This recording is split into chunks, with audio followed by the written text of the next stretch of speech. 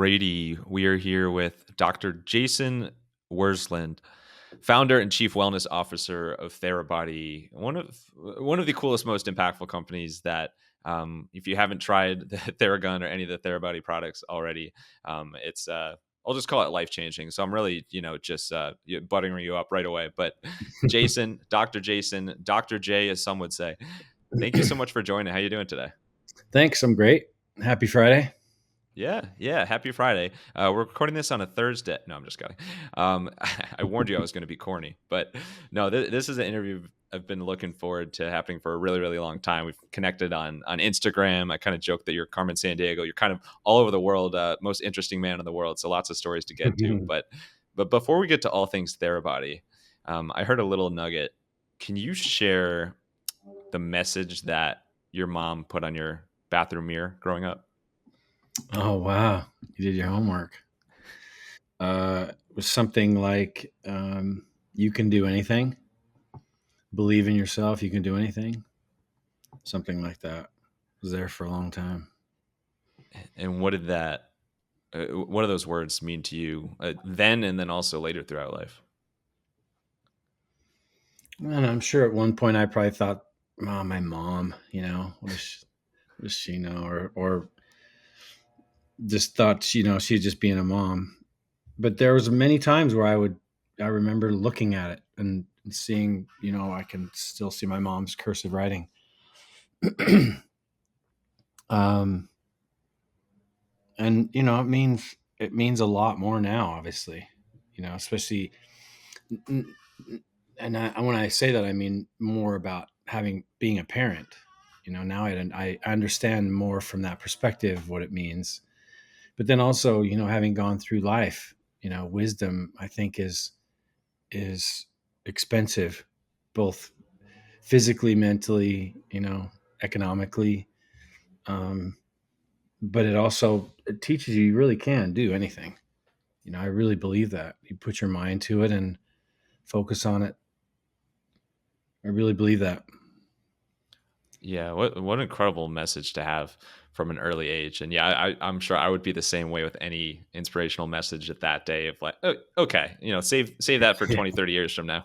but but What do you know? I got to go to work today.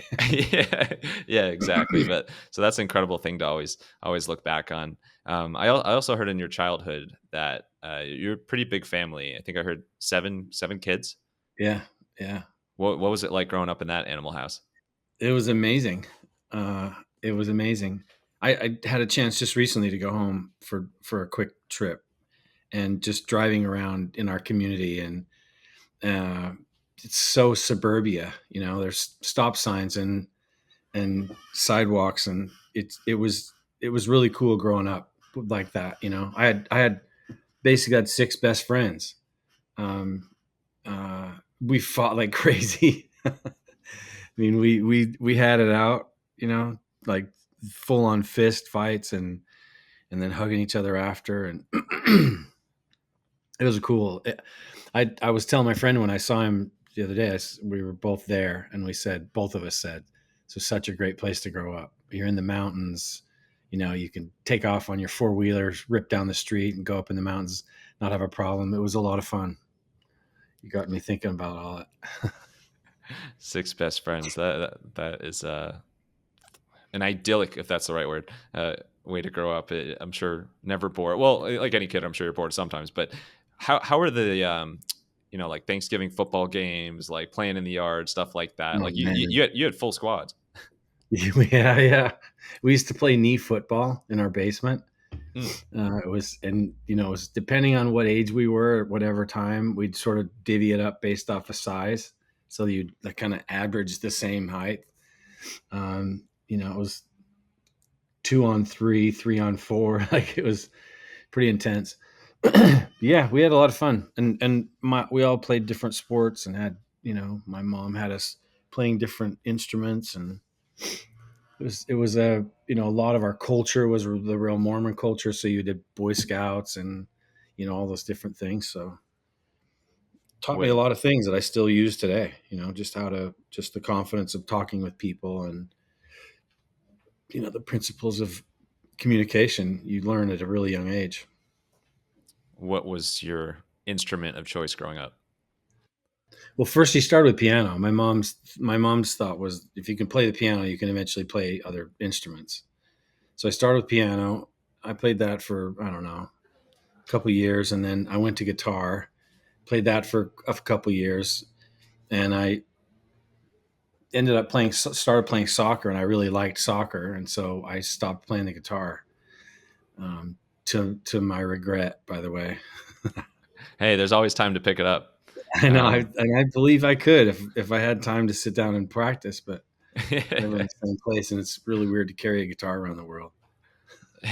People do it, and I think your story is the old joke: you can tune a piano, you can tune a fish. That that's kind of how your musical journey started as well. So that's probably how it was crafted. But by the way, you took me way back when you said knee football, playing in the basement. I hadn't thought about that in years. But shout out my cousin Jeff in Cincinnati. We used to There you play. go. He's a big hockey fan and player back in the day, and we used to play, my brother and I, with him, and we would play knee hockey in the basement. And he had this Mm. like mini goalie. Like we used to think it was so cool to wear the little goalie pads.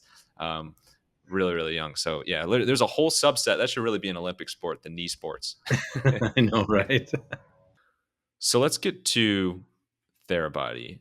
So obviously, like really powerful upbringing. You had words of wisdom literally on your bathroom mirror from an early age. Like you knew that you could do big things. You had the confidence and great family around you to do so. But on a dark note, a dark note that became a light note. Can you share the motorcycle accident that ended up being a big part of your journey? Yeah, you mean how it happened? Is that what you're Yeah. talking about? Hmm. Well, I lived in Venice, and my school that I was going to do my um, clinic hours was up in Hollywood. And so, if you're familiar with LA, it's basically going from the west side to the east side. You kind of go through the city. Which is just like a couple minutes, no traffic, right? Yeah, right. And it's like I don't know, 5 minutes. Uh, and in LA, in California, you can split traffic on your motorcycle, so you can split the cars. You don't have to stay in the lanes. And I jumped up in the morning. I had to run to school to take care of something, and then I was going to go to my office. So I jumped up, walked outside, started my bike, and it was cold. And I was like, man, I don't, because they typically wouldn't wear gloves and a jacket. You just put a, like, whatever. I wasn't very smart when I think back. And the many times I've told this story, I sort of out myself by It was too telling it. too too many head injuries playing knee football. That's Yeah, the right. cause of it. Yeah, Huh. CTE when I was young. Um, so I went out. I just realized, man. And it's just hard to in LA. You got to park your bike and lug your stuff around because people will steal it off your bike if you leave your jacket or anything. Anyway, jump on my bike, ripping up the 10, and I just hit traffic where you usually do. If you're familiar with LA, it's right where the old Staples Center. I don't remember what they call it right now. And Crypto something, I think, but it's probably going to change by the time we release this. yeah, right. Um, Downtown it splits 110 and the 10 split right there, and so I was kind of coming into where that split is, and it gets kind of weird, but the traffic had stopped, so I thought I was safe, and I was just flying through, and a car came out of nowhere just off from the right side to the left, and I just T-boned this driver's door head first. Threw me into across over his car and into the other lane. I was just laying there on the freeway, and I kind of came to and sat up, and I just as quickly as I sat up, I thought, immediately you think, oh my god, I'm alive, because I was out, and then I came up, and my helmet, the shield on my helmet was cracked, and so I kind of lifted it up to see what was going on, and as I did that, I felt my helmet was cracked, and I immediately thought, man, I must have smacked that car hard.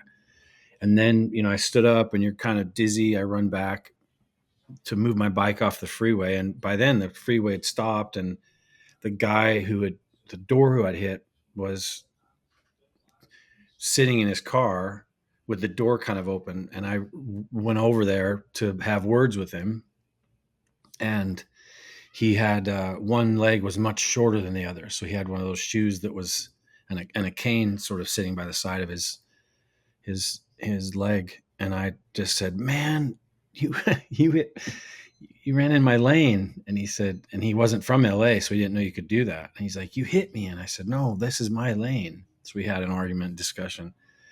Anyway, I stood there. My arm was bleeding in my jacket, and it was the blood was coming down into my glove. And I didn't want to take my jacket off because I didn't know how bad it was. So I just stood there and waited for an ambulance, and the fire truck showed up. And anyway, I ended up having, a lot of soft tissue damage in my neck and my shoulder, let alone, a serious concussion. Um, but I think the interesting thing for me about that is what I learned about the body's response to trauma, to physical trauma. And it was, it taught me a lot having gone through it myself. And it helps me understand sometimes where the people are that I work with, what phase they are in.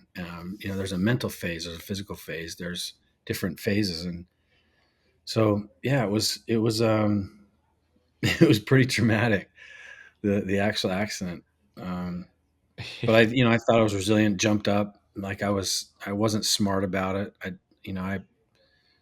It didn't hurt that bad. That's what kind of the way it was. And so I just kind of went about my life for the next couple of weeks. And then it started setting in. The pain was really starting to come on. The accident was the 17th of October. And by the middle of November, it was really bad. I was having a hard time. So yeah, no, hopefully that's kind of what you were looking for. I'm not sure what part you wanted me to focus on with that. It actually wasn't. Could you restart? No, I'm just messing with you. No, the thank you for sharing that. Well, first of all, it really sounds like you're lucky to be alive. So that like had to be quite the inflection point or pivotal moment in your life. But I think what came next was the business, which obviously tied to the pain and tissue pain and discomfort that you started to have. Um, what kind of what was the bridge there between that pain and discomfort you were having to actually like creating the first, if you even called it Theragun back then? It was it was desperation. I think I've said, and people have said this, but um, uh, what's the word? Mother of invention. Necessity. Necessity. That's the word. Yeah, Can't think. that's what's on my bathroom mirror. Necessity is the mother of invention. I'd heard that many times, and I also feel like the level of your necessity is relative to the the innovation that comes from it. So for me, that was the last thing I would have ever thought that I would have done. I had made a conscious choice to move away from power tools. I spent a lot of my life around that world, so I didn't. And when it happened, dude, it was like just I was just looking for an answer. And in my world, that's those were the I've learned a lot about how the brain works, and that was I that's the only answer my brain knew.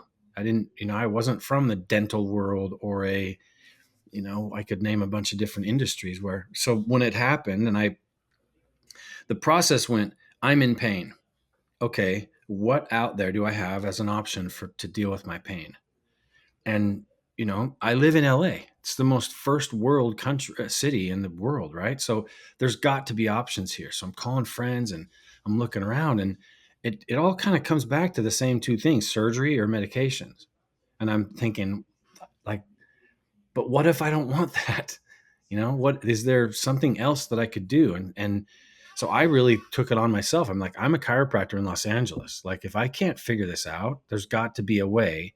If I can figure this out, there has to be someone. Is it acupuncture? Like, what is it? So we had all that stuff available in our office. I had a guy doing acupuncture on my arm where I had a blunt trauma and split my arm open. So I had all access to all this stuff, but nothing was working. Nothing really took the pain away. And the pain was getting gradually worse and worse and worse. So by December, what's that, 2 months later, 2.5 months later, I couldn't, like, I didn't want to eat. I didn't want to talk to my kids. I couldn't think of breathing. Like, just the movement of my sheets made my body hurt. So I think it's that necessity part, like now I'm really getting to desperate. So I go to my office, I'm sitting looking around my office and there's nothing in the office. I kind of see what, I kind of know what that does to the body. So I'm like, that's going to hurt. That won't feel good. And I'm looking around, I'm sitting in this room. We have this vibrating table. If anyone's in this world, they'll know what I'm talking about. You have a vibrating table you do traction on. So you would hook up cervical traction, thoracic or lumbar traction, and the vibration on the table makes the body relax. So the nervous system calms down, and it allows you to actually do a little bit more traction than you could if the body was splinting against that pressure. So I'm looking at the table and I'm like, I wonder if they'll do that to me. Like, if it's my nerve, my body it was so cramped, like all the muscles were splinting, it's guarded. So I just laid against that table and the vibration was like so soothing. But the soothing sort of good feeling didn't last very long. And I didn't understand why. Like, so I do it again. And then I started realizing in real time what accommodation is. And our body accommodates to these really cool things, like your earbuds. They were made so that your body would accommodate to them so you don't feel them. And that works with the nervous system. My hat, I probably don't even think about my hat until so this vibration that I was touching, because I was in such pain, my nervous system would recognize that for a few seconds and then come back to the pain side. So I started realizing pain goes to the brain, ironically, at 55 miles an hour. So if you slam your finger in a door, or you get a muscle pain, that's traveling on a pathway to the brain, typically, generally. When you have another stimulus that touches your body, and it could be a light touch, a feather, it could be something else, that information travels to the brain at 268 miles an hour. So that's called the pain gate theory. With it, if you're experiencing pain and you brush something, ice, cold, heat against the skin, that information travels to the brain much faster. So I'm now experimenting with that. I'm seeing how long that takes for my body to accommodate to this. And it's really happening really quick. So that makes me think to myself, what if I had something the body could not accommodate to? What would that look like? So now I'm starting to think to myself, what would that look like? Hey, in the meantime, Rob, my business partner, do you have something that vibrates here in the office that I could take home with me? My brother told me something called a vibracussor. My brother's a chiropractor in Utah.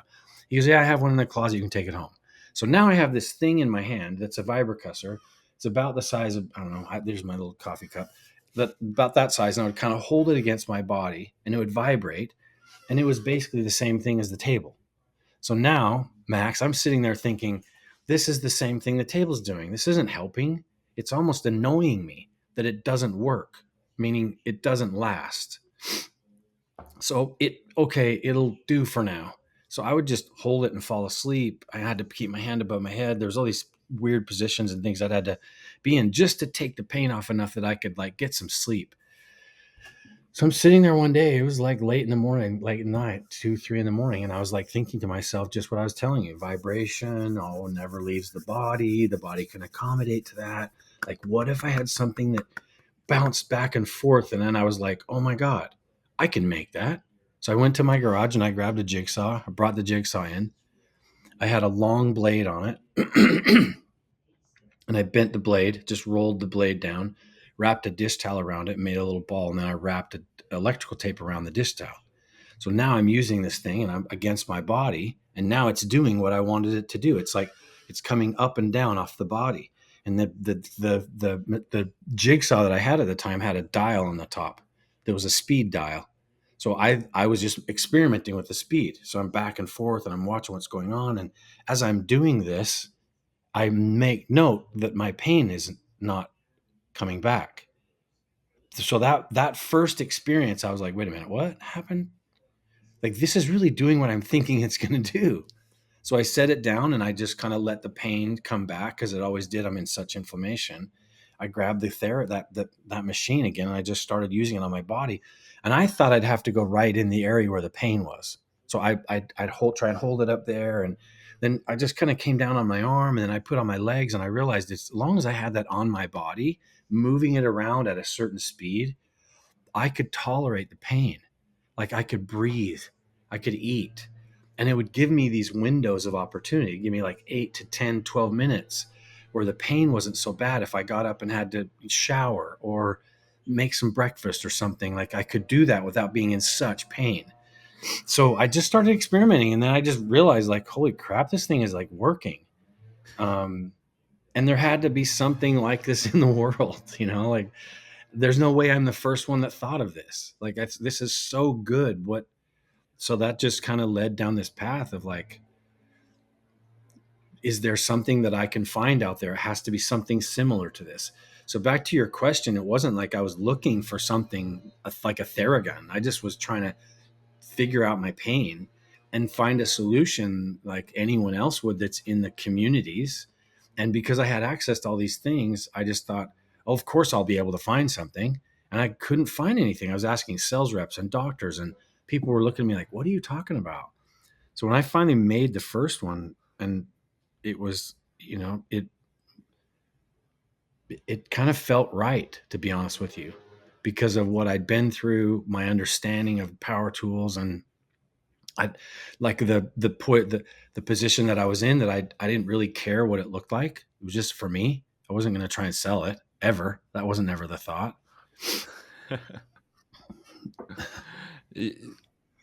I think that's the sign of like a really strong entrepreneur and a really strong business, is that like you weren't like, wow, I really want to start a business one day. Like you went to solve your personal problem and surprisingly found out, wow, this really works. And then it was like, oh, I could solve this problem for other people too. Like nobody else is doing this.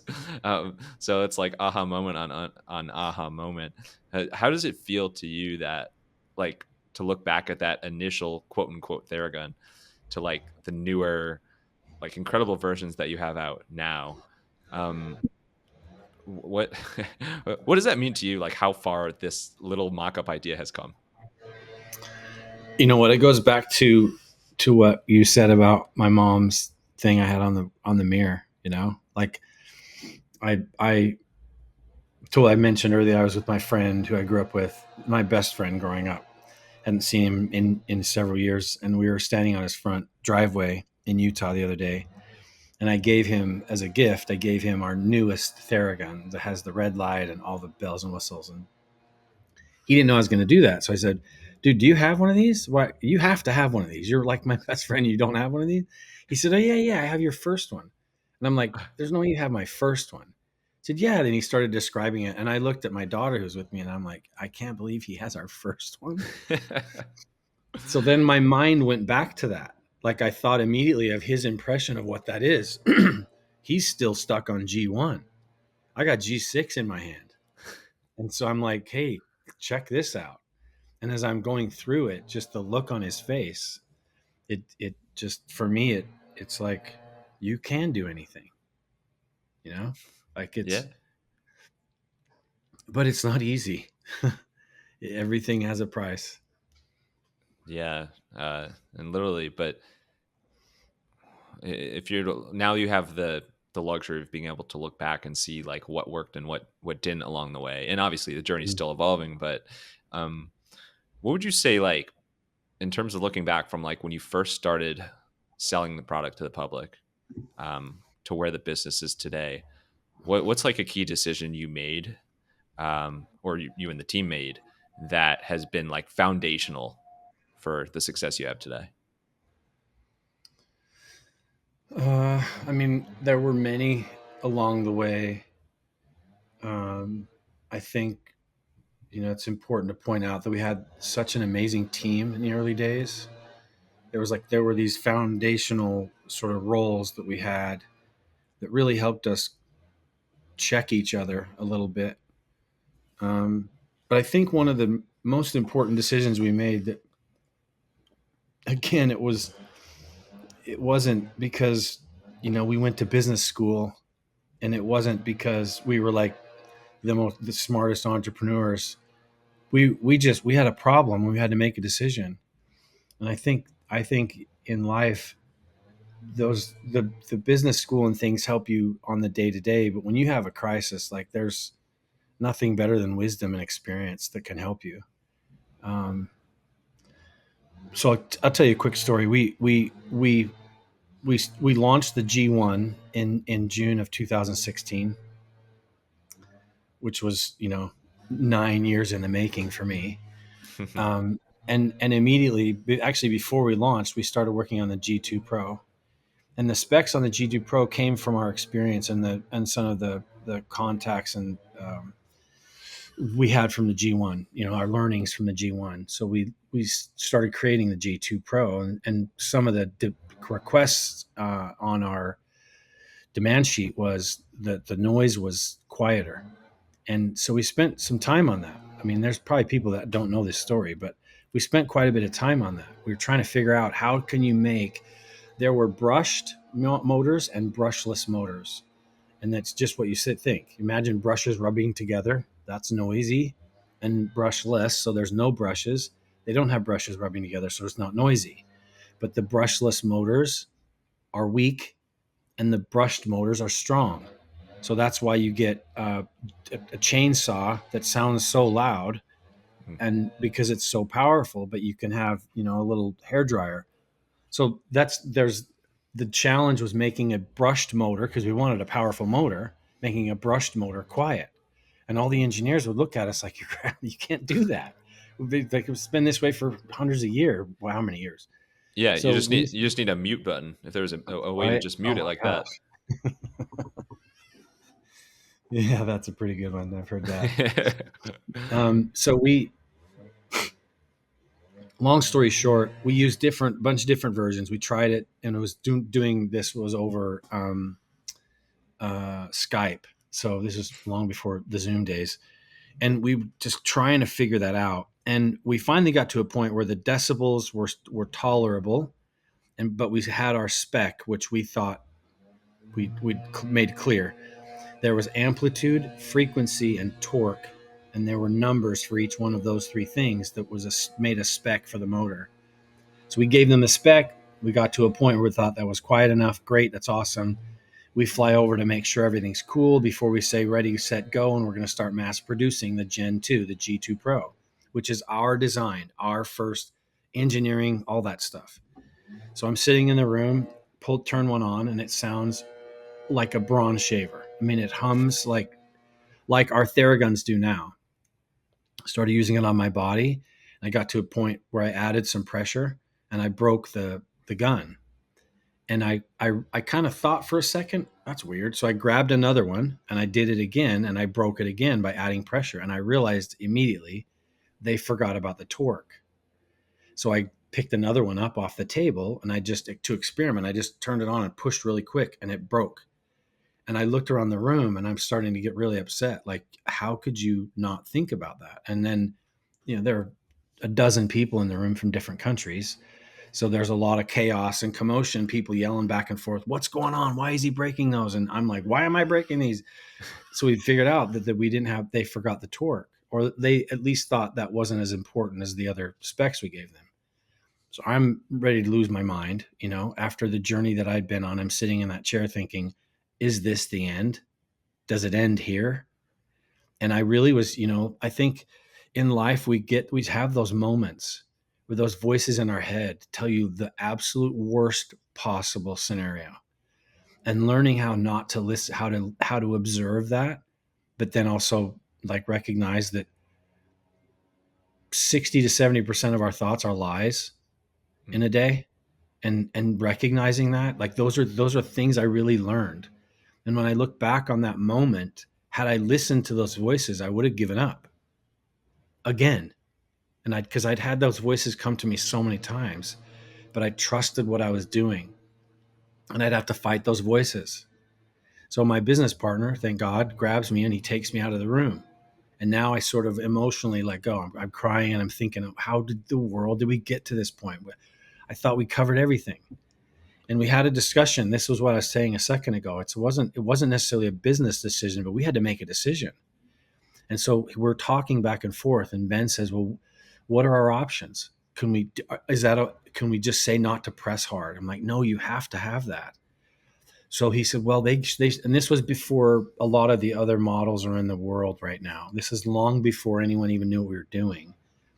A company had brought us this brushless motor that was really quiet, but it changed all of our specs. It changed the torque, the amplitude, the frequency, changed all of that. So my business partner Ben says, what if we changed it to that? And I said, no, you can't. And I tell this story. Hopefully, I'm not taking too long, but there's, the 2,000, the 10,000 hour rule. Yeah, That of course. I had done this so many times to so many people that I knew those specs were perfect. So I said, no, we have to stay with these specs. So he said, okay, let's go back down there and tell them they got to pull those out and put the new ones in, the old ones in, and it's just going to be noisy. And we're going to have to figure out the science. So we decided that day that we were okay with making the G2 Pro noisy.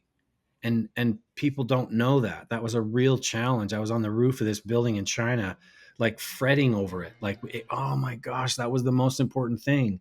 So we had to sacrifice. And sacrifice is giving up something good for something better.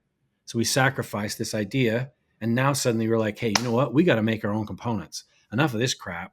Like, we have to have our own motors, we have to have our own specs. We can't buy these off the shelf components anymore. So that drove us to who we are today. We make our own motors with our own specs. I mean, there's one sitting right here by me. This is our motor. Like, we made this to solve the problem of having the power and the noise, which engineers said you could never do. So, that's a really good question, and I gave you a really long answer, but that was a moment in time that I thought was the end.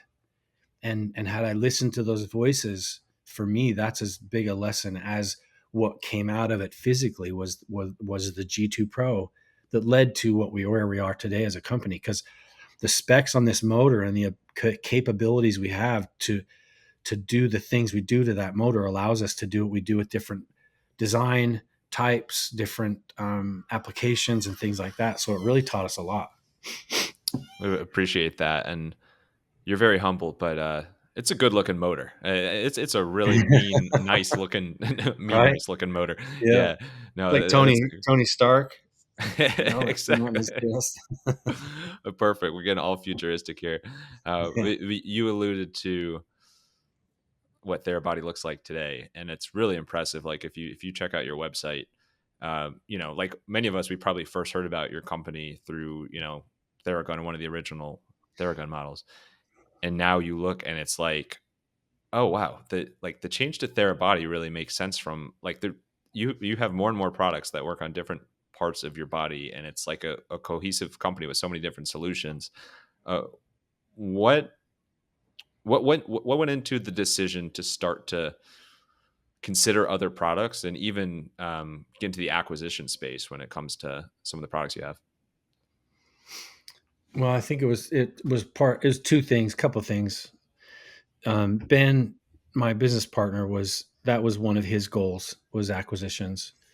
So in the early days, he said, "What do you want to do?" And I said, "I want to do." I sort of mapped out what I would. And he said, "I think there's going to be some opportunities for us to do acquisitions." I really didn't think that was possible. I mean, I just wanted to get the Theragun into the world. So to answer your question, what happened is Theragun starts having success, and we started seeing seeing a different paradigm. Suddenly, we were in spaces that we hadn't been before. So this technology was suddenly now like exposing us to other technologies, and economics. COVID hit. A very good friend of mine, his name's Brian, he was working with a company called Recovery Pump, and it was these pneumatic compression, those big air boots you see on the legs. Yeah. It was that he was working for. They were a company out of Israel, and I knew that company really well because they had all the science. They came from a medical background. This company was, I don't know, 30 years old back then or 40 years old, and it was all their products were used in the medical field out of Israel. So I knew what he had was legit. And we would see each other in locker rooms and training rooms and spring training and NFL combines and stuff. And we would talk to the same people, but we complemented each other. And so it was always fun to be around with Brian. So as we grew and started developing, we created our wave roller series. So we created a roller and a what we call the duo and the solo.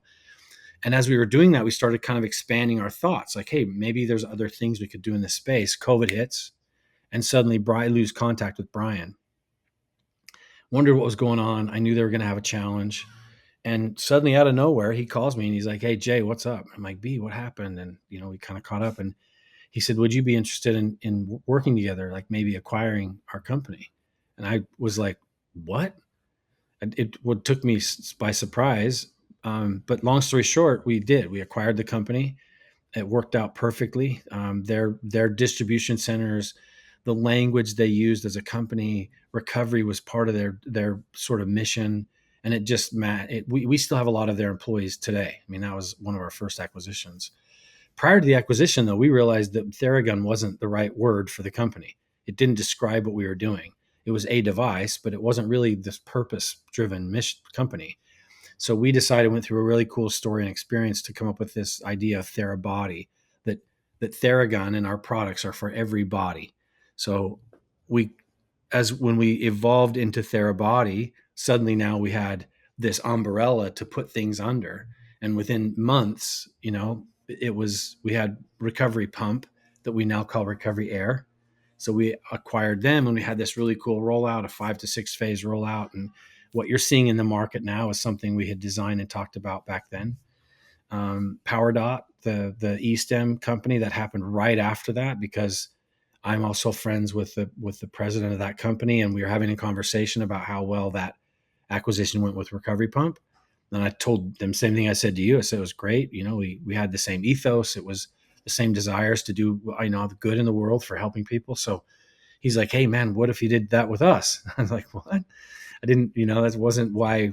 So they just sort of happened. They were serendipitous. It was the right time. I think what we're trying to do as a company is give people the ability to take care of their own bodies. And these other companies are seeing that. And we've been able to get to a place where in, 70 plus countries, we're in some of the largest retailers in every country. So we have the ability to get in front of a lot of people. And, these other modalities really work. They're just not getting the platform they need. So that's probably what we look at when we think about an acquisition is this modality something that could really help someone. And the interesting thing about all this stuff, Max, is it's all about wellness. And wellness is what you do every day. It's a habit. It's a consistent habit that leads to better health, right? But that leads to a better life. So when you look at those types of things through that lens, then there's no reason why we wouldn't want it out into the world, and different versions of different things, because not everyone has the same body. We all have different body types and ages and needs and those types of things. So the question that you asked about how that happened, it was serendipitous, it was relationship, it was networking, leaning on the network that I had, but all looking at if I was coming to see Max, how many things could I bring Max that would give you what you need?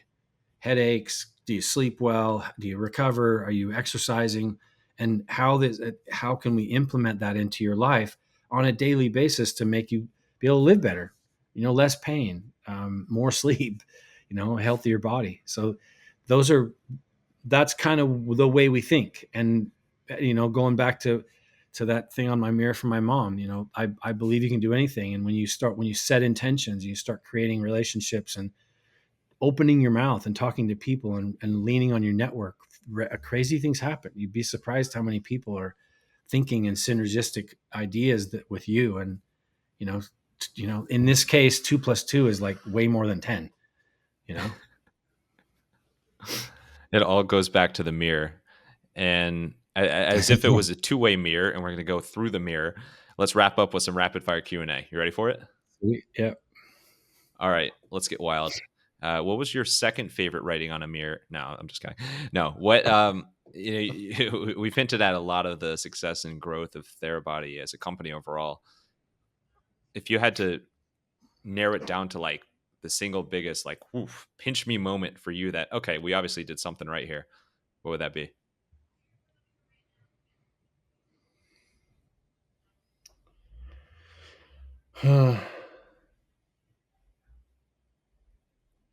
It's really gets back to seeing someone's first impression when they first feel a Theragun. That never gets old. You'd think it would be something like, seeing our name roll across the banner at Manchester United Old Trafford Stadium. Like, that's a moment, like that is so cool. Um, that's satisfying for the brand. I see what I see when I see that is I see how many people worked hard to get that up there. Like, we have the graphics, that's easy. Like, we make the stuff, that's easy. But the relationships and the conversations and the money and all that to get up there, like those are really cool. But it's just not the same as when you see someone experience this for the first time and they realize, oh my God, I don't have to be in pain all the time. This feels so good. So that's my answer. That's an incredible answer. Well, I did get chills from the Old Trafford thing, so that's pretty cool too. All right, you've had um, the ability to, through everything with your journey and your business, to uh, interact with and meet and actually partner with some of the biggest athletes, I mean, ever, like in history, professional athletes for all different sports. Um, who's somebody that it's still, again, as another kind of pinch me moment to this day of like, wow, like I'm in contact with this, like, I can't believe I'm like kind of, like working with this person.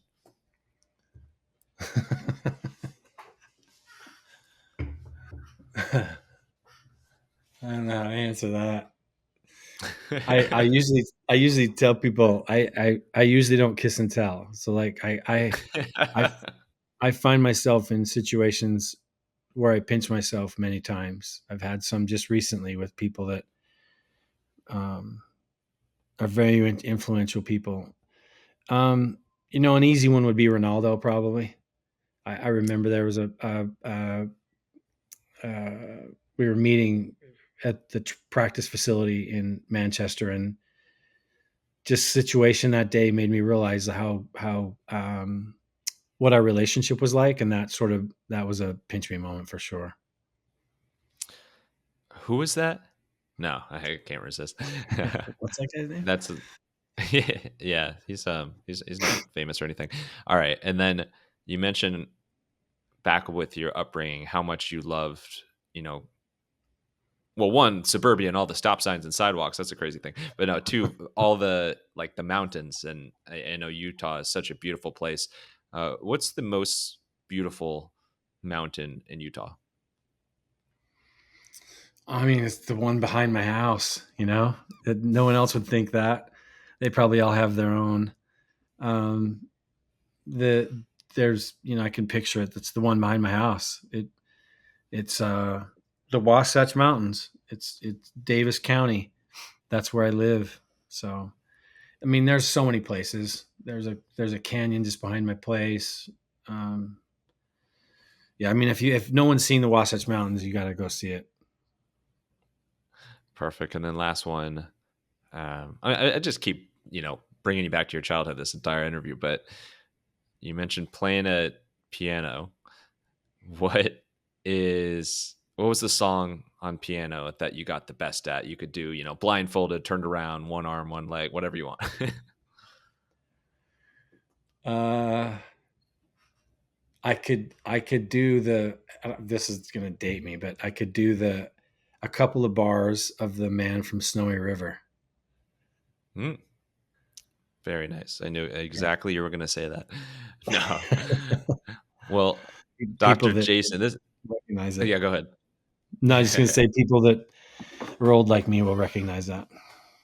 Perfect. People that rolled like Dr. Jason. Jason, thank you so much. This has been awesome. Just been looking forward to this for so long, and somehow this interview has continued to over and over deliver, I think, any expectations. So I just really appreciate all you do and your story and being so open and such a great storyteller. And I know people to learn anything more about Therabody can go to therabody.com.